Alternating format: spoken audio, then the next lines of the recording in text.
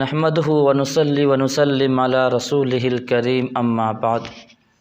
معزز مکرم حاضرین، رمضان المبارک کا بابرکت مہینہ چل رہا ہے۔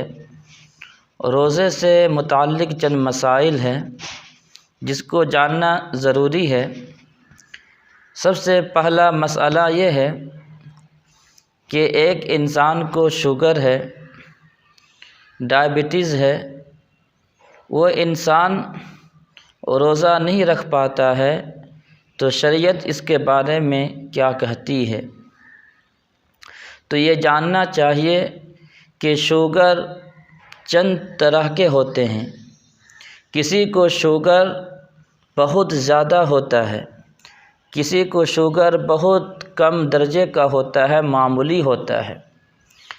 اگر شوگر اس قدر زیادہ ہے کہ روزہ رکھنے میں دقت ہے، پریشانی ہے، بھوک برداشت نہیں ہوتی ہے، پیاس برداشت نہیں ہوتی ہے، اگر وہ روزہ رکھے گا تو اسے نقصان پہنچنے کا اندیشہ ہے، اور رمضان المبارک کے بعد بھی وہ قضا نہیں کر سکتا ہے، یعنی وہ ٹھیک بیماری نہیں ہو سکتی ہے، تو ایسا مرض اور ایسے لوگوں کے بارے میں فدیہ ہے۔ فدیہ کا مطلب یہ ہوتا ہے کہ روزے کا فدیہ ایک صدقۃ الفطر ہے۔ ایک صدقۃ الفطر کا جو مقدار ہے وہی ایک فدیے کا مقدار ہے، یعنی 2 کلو گیہوں یا جو اس کی قیمت ہے وہ ایک روزے کی قیمت ہے، ایک روزے کا فدیہ ہے۔ یہ ان لوگوں کے لیے ہے جو روزہ رکھنے پر قادر ہی نہیں ہے۔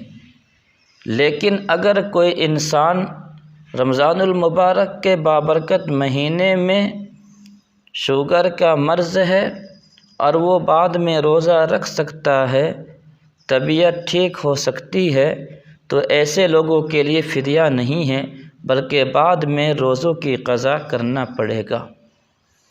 دوسری صورت اس کی یہ ہے کہ شوگر بہت معمولی درجے میں ہے، کم درجے میں ہے، اس کے لیے روزہ رکھنے میں کوئی دقت اور پریشانی نہیں ہے، تو ایسے شوگر والے روزہ رکھیں گے اور روزہ رکھنا پڑے گا۔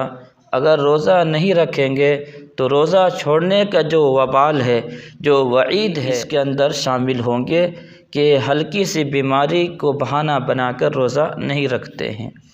تو سب سے پہلا مسئلہ شوگر والے روزہ رکھ سکتے ہیں یا نہیں، اس کی تفصیل آپ کے سامنے آ گئی ہے۔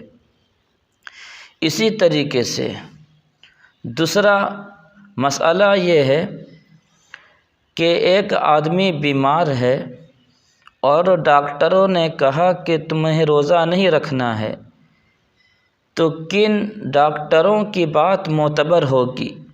کوئی بھی ڈاکٹر کہہ دے کہ روزہ نہیں رکھنا ہے تو کیا چھوڑنے کی گنجائش ہوگی اور روزہ چھوڑنے کا گناہ نہیں ہوگا؟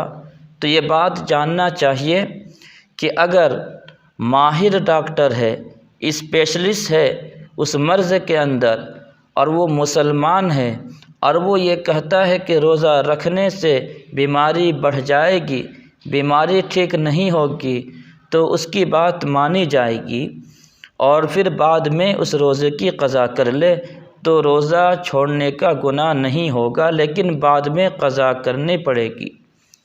لیکن یہ زمانہ میں مسلمان ڈاکٹروں کا ہونا تو بہت کم ہے، ہر گاؤں میں، ہر علاقے میں مسلمان ڈاکٹر نہیں پایا جاتا ہے، تو اب کن کی بات مانی جائے گی؟ تو یہاں پر اگر غیر مسلم ڈاکٹر ہے تو 2-3 شرطیں اس کے اندر ہونی چاہیے۔ پہلی شرط یہ ہے کہ وہ اس مرض کے اندر، بیماری کا وہ اسپیشلسٹ ہو، وہ ماہر ہو، اور نمبر 2 مسلمانوں سے دشمنی نہ ہو، کوئی اسے دشمنی نہ ہو۔ ایسا غیر مسلم ڈاکٹر اگر کہتا ہے گا تو بیماری بڑھ جائے گی، یا وہ منع کرتا ہے تو اس کی بات مانی جائے گی اور روزہ نہ رکھے، بعد میں قضا کر لے، تو یہاں جو روزہ چھوڑ رہا ہے روزہ چھوڑنے کا گناہ نہیں ہوگا۔ بعد میں اگر بیماری ٹھیک ہو گئی تو پھر روزے کی قضا ہے، اور اگر بیماری ٹھیک ہونے والی نہیں ہے، صحت بحال نہیں ہو پا رہی ہے، تو پھر فدیہ ادا کر دے۔ ایک روزے کا فدیہ ایک صدقۃ الفطر ہے، جتنا صدقۃ الفطر دیا جاتا ہے اتنا ہی ایک روزے کا فدیہ ہوگا۔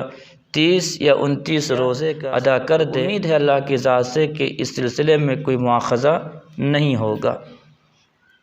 اسی طریقے سے ایک اور اہم مسئلہ ہے جس کو جاننا ضروری ہے۔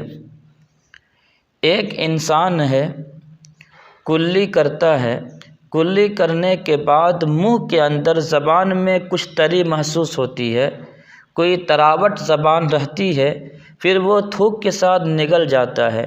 یہ واقعہ سب کے ساتھ پیش آتا ہے۔ تو کیا اس صورت میں روزہ ٹوٹ جائے گا یا روزہ نہیں ٹوٹے گا؟ تو یہ بات یاد رکھنے کی ہے کہ اگر کوئی انسان کلی کرتا ہے، کلی کرنے کے فوراً بعد تراوٹ جو زبان میں ہے اس کے ساتھ تھوک کو نگل جاتا ہے تو اس سے روزہ نہیں ٹوٹے گا۔ یہ چند مسائل تھے روزے کے بارے میں۔ پروردگار عالم ہم سب کے روزے کو قبول فرمائے، مسائل پر عمل کی توفیق عطا فرمائے، آمین۔